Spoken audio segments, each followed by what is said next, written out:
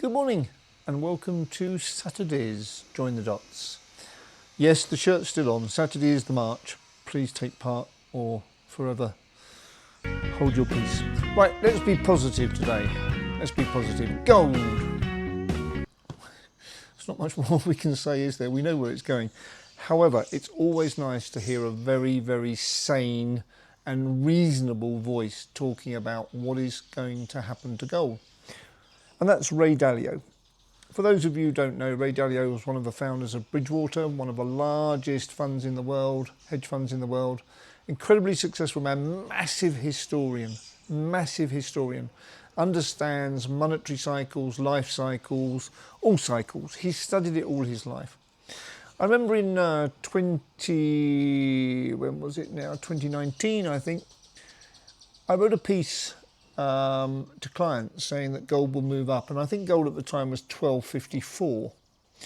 I was very lucky because a week later Ray Dalio wrote an essay on LinkedIn about the value of gold and about how every portfolio should contain a considerable amount of gold, and up it went to 2000. So I really was a bit fortunate that he came in 1 week after me and the price took off. Okay, so what does Ray now say? He says gold should be your shield. You know from everything I've told you that so much is wrong in this world. There is so much evil, there is so much misdirection, misinformation, disinformation, lies, the matrix. Okay, so he says that gold should be 10 to 15% of a portfolio. 10 to 15%.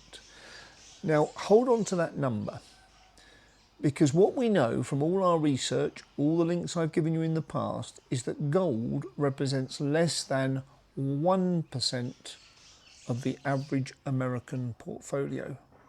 And we know that no financial advisors ever recommend gold and silver and the miners. They just don't, because they're S&P blinded. Okay?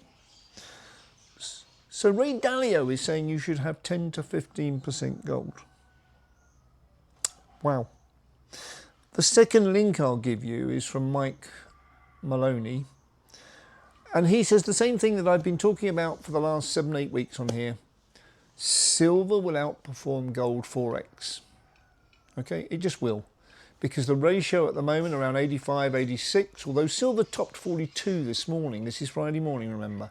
Silver topped 42, and that's good. 42, as you know, Hitchhiker's Guide to the Galaxy, the answer to everything. 42.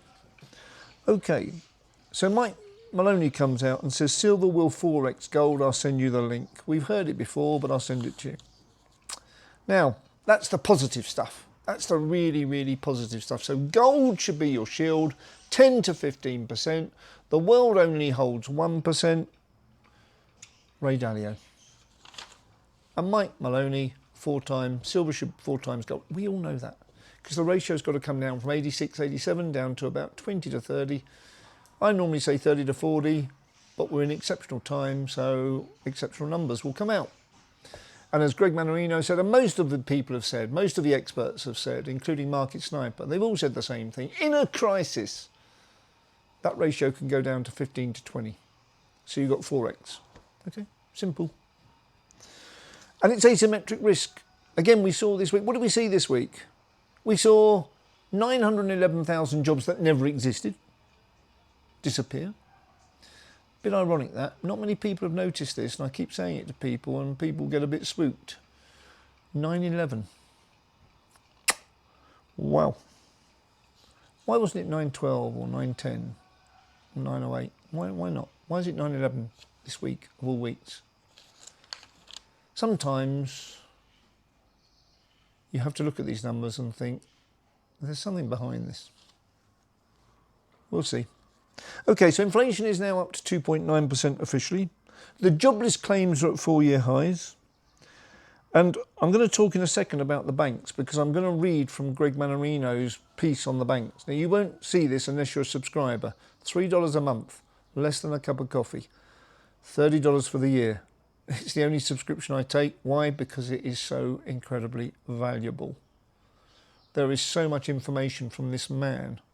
He has so much experience, knowledge, and he's unbiased. And he wants to help people. He wants to help his lions, his pride of lions, he calls them. He wants to help them. And as I've said before, lions are like the truth. Set them free, they'll do the rest. Okay? So why do I say we need the truth? Well, because look at this, Rafi Farber. You know Rafi Farber now. I've mentioned him several times before. So what does he see? I've got a link here. I'll send you the link. Third link. 4 minutes. Bloomberg on the 8th of September reporting that silver is rising because of a risk of tariffs. On the 5th of September, 3 days before, all silver was exempted by the government. So what are Bloomberg playing at? What are they playing at? 3 days after the government have exempted all silver from all tariffs, Bloomberg report that the silver price is rising because of tariff threats. They're either incompetent or they're lying. It's one or another. Because then they come, again in Rafi's piece, 5 minutes 20, investors pile into ETFs. Bloomberg. No, they're not. Look at the charts. He shows you the charts. They're nowhere near piling into ETFs. We know that because we know they've got under 1% in gold and silver. Another complete cock-up or lie. Which is it, Bloomberg? Tell us. Which is it? Is Bloomberg misdirecting people? Is it trying to protect the system? Is it part of the matrix? I think the latter. So it's either misreporting or it's lies. It's one or the other. And again, Eurodollar University say exactly the same. Bloomberg talking about the treasury auctions. Fourth link. Bloomberg talking about treasury auctions. Just complete misreporting or lies. Which is it? It's too many coincidences, aren't there? 1, 2, 3, 4. 4 times in 1 week. Bloomberg misreporting. Let's read from Greg's piece because it's important. It's all about the banking industry. And as I've said many times, and yes, I'm an ex-banker, the banking system will determine everything. If the banking system fails, we're in a completely new world. A completely new world. Forget your charts, forget your graphs, forget them all. You're in a new world, as we saw in 08. If anyone had a chart that said that would happen in 08, all power to you. Of course it didn't. So when I read some of the comments on my posts and I see chartists, I think, oh, for goodness sake, wake up. The world is not in a chart. The world is in uncharted territory. So the charts aren't going to help you. Data, data, data, data, data. No, not this time. This is a once in a lifetime. This is more than 08. Okay, 08, 09 was just a rehearsal.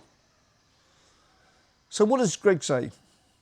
Banks are loaded with long-dated treasuries and mortgage-backed securities bought when rates were near zero. We know that. I've talked about it before. Now with rates higher, those assets are worth far less. What very few people know, though, okay, is that on top of that 500 billion estimated losses that the banks are sitting on, which of course they'll claim they're not losses because they don't have to actually mark them to market. They can run them off by holding them to maturity. But you and I, if our house fell half, would the bank say, oh, it's okay, just hold it to maturity? No. No. One rule for them. So, what's the real? Well, the risk on top of the 500 billion is the unrealised losses on derivatives. What are those numbers? They could be astronomical in size and scope. Let's break this down. So we know that they got 500 billion of losses. Private estimates of that same 500 billion figure, which is the admitted figure, are 1 to 2 trillion, 2 to 4 times. Derivative shadow system Global derivatives market is estimated, and you're going to gasp now when I say this number. The global derivative market is estimated at 600 to 700 trillion, not billion, trillion. And each of the banks, say Morgan, Goldman, Citi, B of A, they all hold tens of trillions of those derivatives. JP Morgan alone admits to holding 50 trillion in derivative contracts. So they only admit the 500 billion related to treasuries and mortgage-backed securities.